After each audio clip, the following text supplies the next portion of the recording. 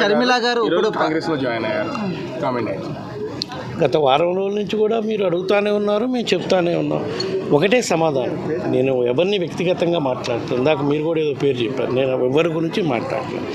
ఎవరు ఏ పార్టీలో చేరినా, ఎన్ని పార్టీలు కలిసి వచ్చినా, మొత్తం కలిసి వచ్చినా, 2 పార్టీలు 3 పార్టీలు కూటములుగా వచ్చినా సరే, మాకు పైన దేవుడు ఆశీస్సులు, జగన్మోహన్ రెడ్డి గారు అందిస్తున్న సంక్షేమ పథకాల వల్ల లబ్ధి పొందుతున్న కుటుంబాల ఆశీస్సులు మాకు తప్పకుండా ఉంటాయి.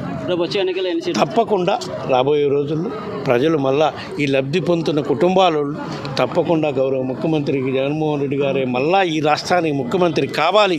ఎందుకంటే ఆ లబ్ధి పొందుతున్న కుటుంబాలకి ఆయన కాకుండా మళ్ళీ వేరే విధంగా ఏమైనా జరిగితే వాళ్ళ కుటుంబాల్లో నష్టపోతారు. కాబట్టి తప్పకుండా వాళ్ళందరూ ఆశీస్సులు ఉంటాయి.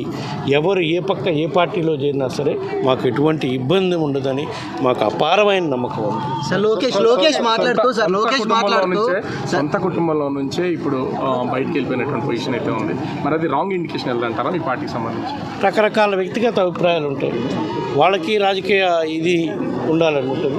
అది ఇక్కడ మన పార్టీలో అవకాశం లేకపోయిన పరిస్థితులు ఉన్నాయి. కాబట్టి లోగడ శర్మిలమ్మ గారు తెలంగాణ పార్టీలో పోయి తెలంగాణ ప్రజలకు అండగా నిలబెడతాను పోయారు. అక్కడ ఉన్న రాజకీయ పరిస్థితులను బట్టి ఆమె తీసుకున్న నిర్ణయం. దానికి మన పార్టీకి